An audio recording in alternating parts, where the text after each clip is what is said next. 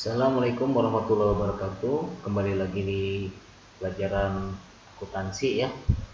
Kali ini saya bakal ngebahas mengenai jurnal penyesuaian, yaitu jurnal yang harus dibuat setelah neraca saldo suatu perusahaan itu jadi. Ya. Jadi jurnal penyesuaian ini dibuat setelah kalian selesai membuat neraca saldo. Pada pertemuan yang lalu-lalu kita sudah membuat jurnal umum, kita sudah membuat buku besar, dan kita sudah membuat neraca saldo. Pada kesempatan kali ini kita akan membuat jurnal penyesuaian, yaitu untuk menyesuaikan neraca saldo yang kamu buat ya.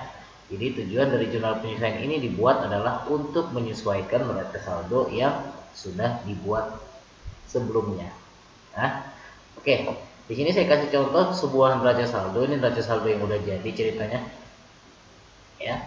Kinclong Steam neraca saldo per 31 Desember 2019, di mana terdiri dari beberapa akun, ada kas, piutang usaha, perlengkapan, sewa dibayar di muka, peralatan, utang usaha, modal usaha, pendapatan jasa, beban gaji, beban listrik dan telepon, beban asuransi, beban reparasi, dan beban sewa sebi, di mana jumlahnya 45.600 untuk sisi debit dan kreditnya.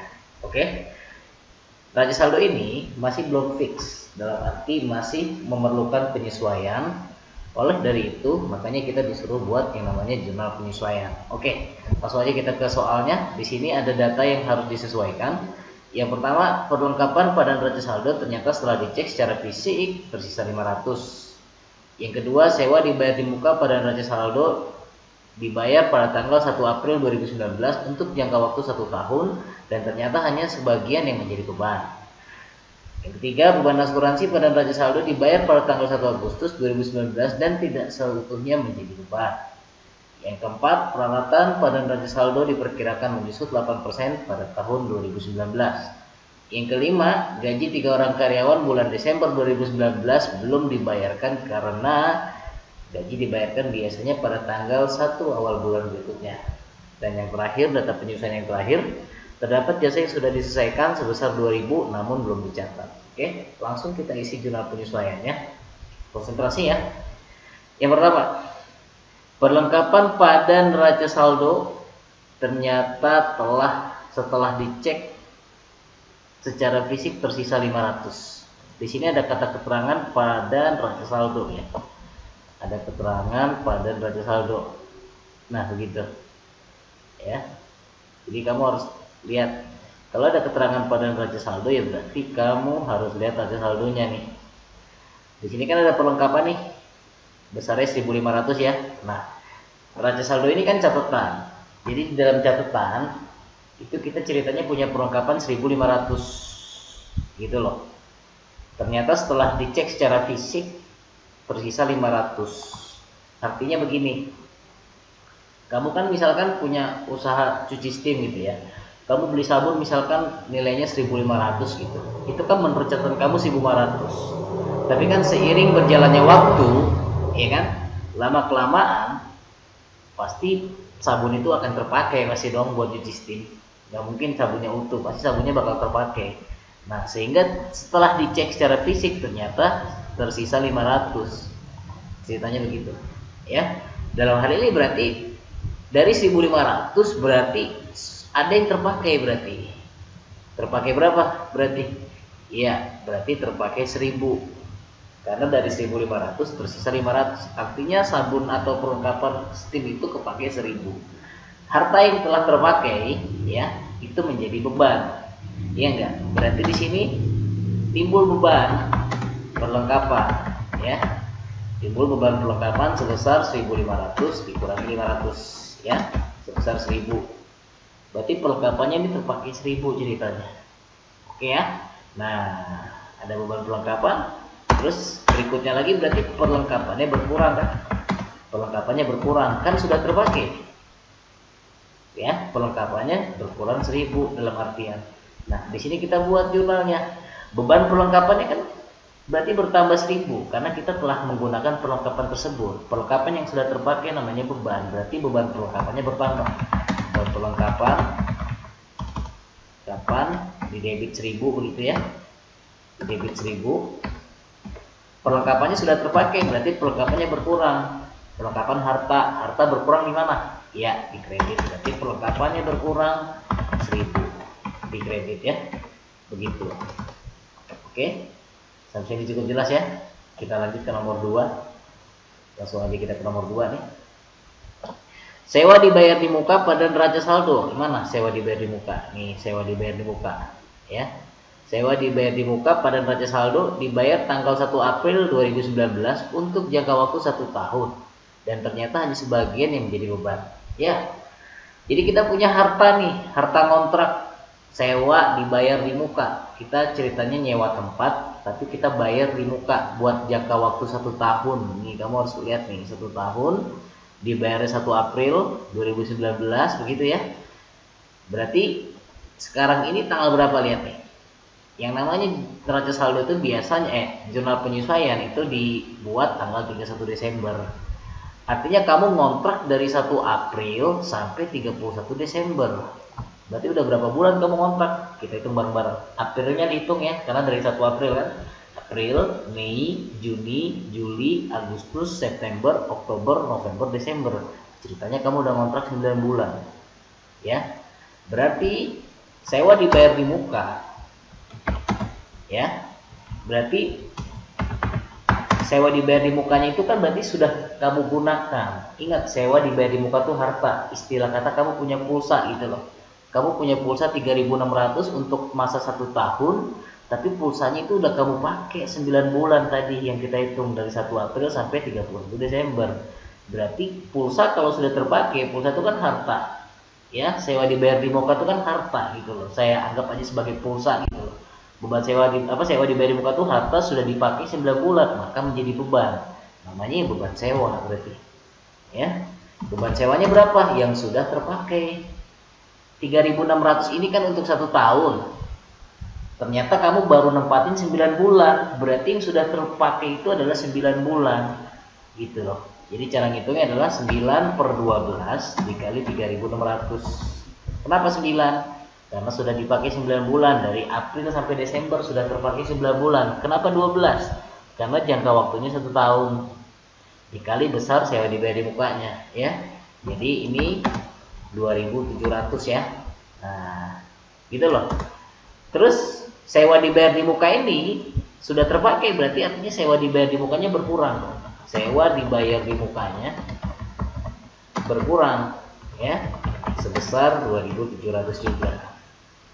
Sehingga kita buat jurnal sekarang. Beban sewa bertambah atau timbul. Beban itu di mana? Di debit. Oke, beban sewa di debit 2.700, kreditnya berarti sewa dibayar di muka. Sewa dibayar di muka tuh harta ya. Hartanya berkurang karena udah kita pakai 9 bulan. Sewa dibayar di muka. Di muka. Berkurang 2.700 juga. Nah, begitu. Oke, no problem ya. Berikutnya lagi, beban asuransi pada neraca saldo dibayar pada tanggal 1 Agustus dan ternyata tidak seutuhnya menjadi beban. Nah, ini lain cerita. Ceritanya kita punya beban asuransi di sini. Tuh. Berapa? 2.400 untuk jangka waktu 1 tahun nih ya, dikurang nih untuk jangka waktu 1 tahun, untuk jangka waktu ya 1 tahun lah, misalkan 2 tahun gitu, untuk jangka waktu 2 tahun, dan ternyata tidak seutuhnya menjadi beban. Jadi ceritanya kamu punya beban asuransi di mana beban ini sudah kamu alokasikan di awal, sudah kamu anggap beban dari awal untuk 2 tahun ke depan. Ya, ternyata kamu bayarnya itu 1 Agustus.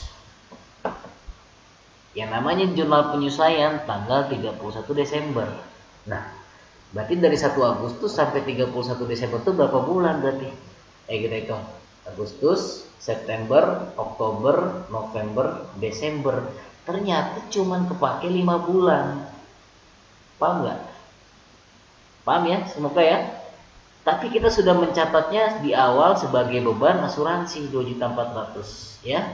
Berarti maka dari sini kita harus buat beban asuransi yang tidak jadi terpakai. Tuh, hati-hati. Kenapa tidak jadi terpakai? Karena memang belum 2 tahun gitu loh. Tadinya kan untuk 2 tahun. ternyata belum 2 tahun.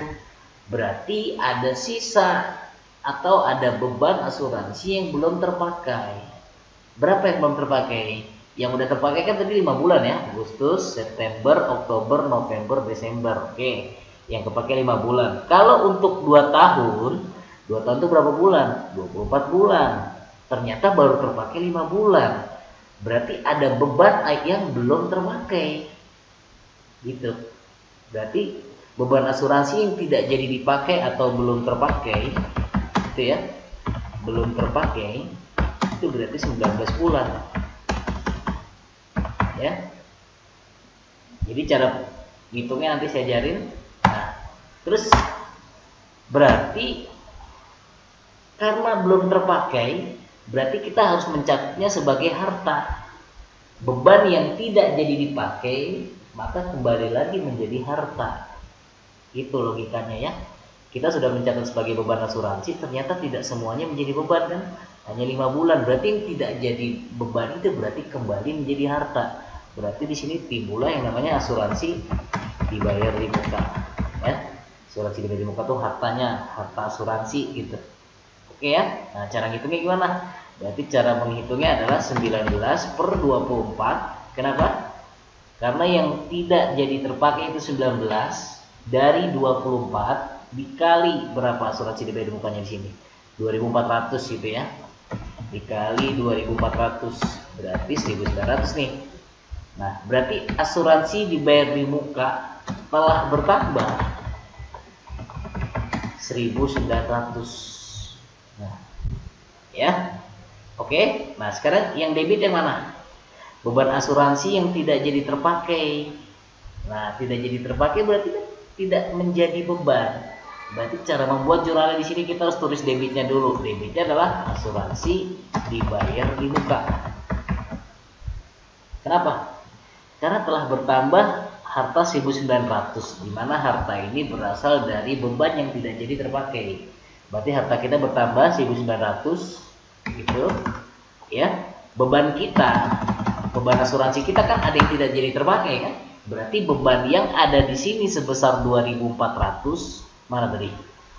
Harus dikurangi. Berarti beban asuransinya dikurangi sebesar 1.900 juga. Gitu ceritanya ya. Jadi antara nomor 2 dan nomor 3 ini beda.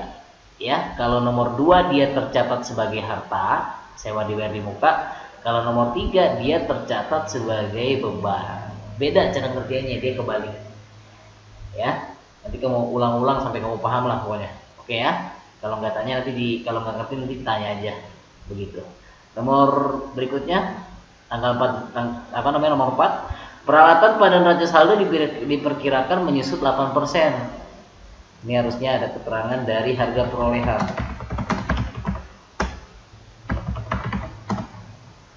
Lihat di sini peralatan. Peralatannya berapa nih? 4.500. Berarti menyusut tuh tahu nggak kamu menyusut? Menyusut itu berarti harganya berkurang ya. Seperti kamu beli handphone 5 juta. Setelah 3 bulan ternyata saya mau jual harganya udah turun Pak jadi 4 juta. Berarti handphone kamu nyusut juta. Lah ini nyusutnya 8% dari harga perolehan. Berarti itu beban apa bukan pertanyaannya? Iya, itu beban karena merugikan. Iya kan? Berarti di sini timbul beban penyusutan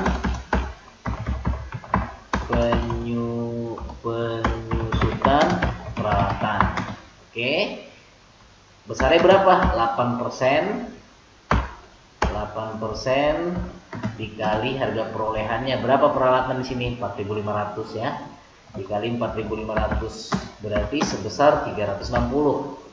Nah, oke. Lalu berarti ada akumulasi. Ini dihafalin aja ya, akumulasi penyusutan peralatan. Jadi peralatan itu tidak penyusutan peralatan itu tidak mengurangi peralatannya secara langsung, melainkan kita kumpulkan atau kita akumulasikan sebagai akumulasi penyusutan peralatan. Ya, akumulasi penyusutan peralatannya juga sama 360. Berarti cara buat jurnalnya beban kita bertambah kan? Iya, karena kita rugi. Harta kita berkurang, peralatan kita harganya sudah berkurang, itu kerugian. Berarti beban penyusutan peralatan 360, kreditnya adalah akumulasi, gitu aja ya, penyusutan peralatan. Akumulasi itu selalu dikredit posisinya. Akumulasi penyusutan peralatan 360 juga. Nah, ceritanya begitu. Oke ya. Kalau nggak ngerti nanti diputar-putar lagi sampai ngerti. Apalagi nomor 2 sama nomor 3 nih. Jangan sampai kebalik. Karena nomor 2 sama nomor 3 ini kebalik. Kalau yang nomor 2 ini beban dulu baru harta. Kalau yang nomor 3 ini harta dulu baru beban. Kamu harus bisa bedain. Gimana tuh ceritanya tuh? Ya, kalau nggak ngerti nanti ditanya aja. Oke, nomor 5. Nomor 5. Gaji 3 orang karyawan belum dibayar bulan Desember 2019. Belum dibayarkan nih, karena gaji dibayarkan biasanya tanggal 1. Nah, ini tidak ada keterangan pada neraca saldo. Biasanya kan ada keterangan pada neraca saldo nih. Kalau nomor 5 nih tidak ada keterangan pada neraca saldo, berarti ini langsung aja. Ya, jadi ceritanya gini. Ini kan tanggal 31 Desember kan? Ya kan? Berarti orang karyawan di perusahaan Kinclong Steel ini terakhir terima gaji itu bulan November. Nerimanya itu tanggal 1 Desember waktu itu. Nah, sementara gaji bulan Desember ini itu nanti dibayarnya tanggal 1 Januari tahun depan. Ya besok itu udah tahun baru kan gitu ceritanya. Tapi dibayar tanggal 1 Januari. Nah, tapi namanya jurnal penyesuaian itu harus kita catat di periode tahun itu juga. Ya. Jadi sekarang ini harus kita catat, walaupun belum kita bayar gajinya, ya, kita harus mencatatnya sebagai pengeluaran di tahun 2019. Walaupun nanti kita bayarnya di 2020 tanggal 1 Januari, tapi tetap harus dicatat sebagai pengeluaran tahun 2019. Berarti di sini beban gaji bertambah, ya, beban gajinya bertambah. 3 orang kalian belum bayar karena ini berapa besarnya nih? Misalkan masing-masing 500 lah, masing-masing 500 misalkan per bulan, belum dibayarkan ya. Oke, berarti beban gajinya bertambah ceritanya.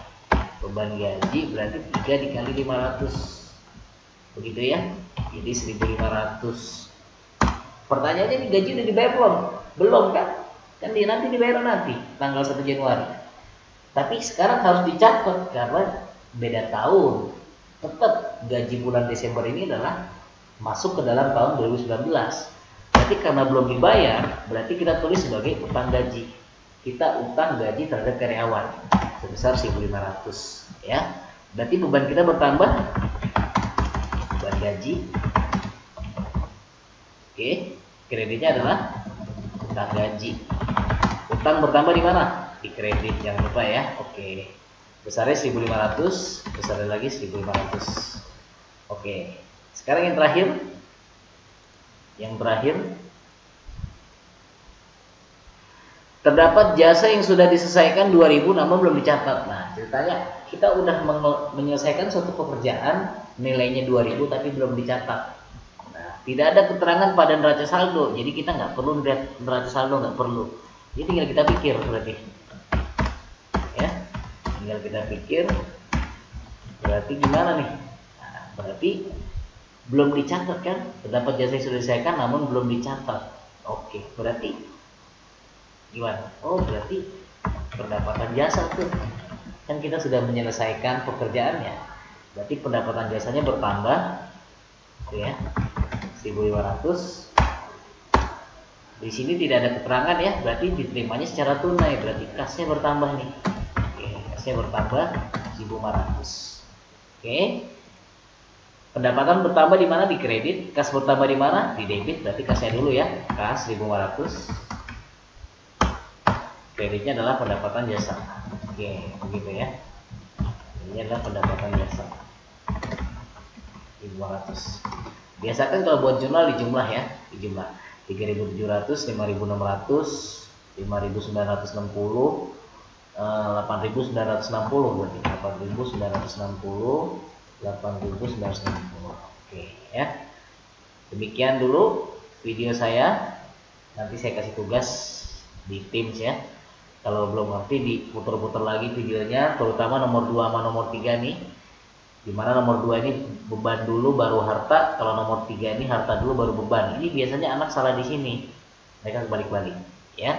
Coba saya ulang lagi. Kalau dia tercatat sebagai harta, ini kan nomor 2 kan apa nomor 2? Sewa dibayar di muka ya. Kalau dia tercatat sebagai harta, sewa dibayar di muka ya. Kamu nulisnya beban dulu baru hartanya. Gitu. Oke. Ini versi gampangnya aja lah, versi menghafal dulu. Sebaliknya kalau misalkan nomor 3 dia tercatat sebagai apa? Tercatat sebagai beban asuransi, maka nanti dibuat jurnal penyesuaiannya kamu tulis harta dulu baru beban. Begitu ya. Oke ya. Kalau misalkan yang nomor 2 ini adalah bulan yang terpakai, tadi yang kepakai berapa bulan? Tadi 9 bulan kan? Ini 9 bulan nih. Kalau yang nomor 31 itu adalah bulan yang belum terpakai. Tuh, belum terpakai. Jadi kalau dia tercatat sebagai beban, ini beban asuransi nih misalkan, kita pakai bulan yang belum terpakai. Belum terpakai itu 19 bulan. Nanti kamu cek lagi kamu itu sendiri. Ya. Oke, cukup sekian video dari saya. Diulang-ulang sampai ngerti. Kalau emang belum ngerti juga nanti ditanya aja di kolom komentar, silahkan.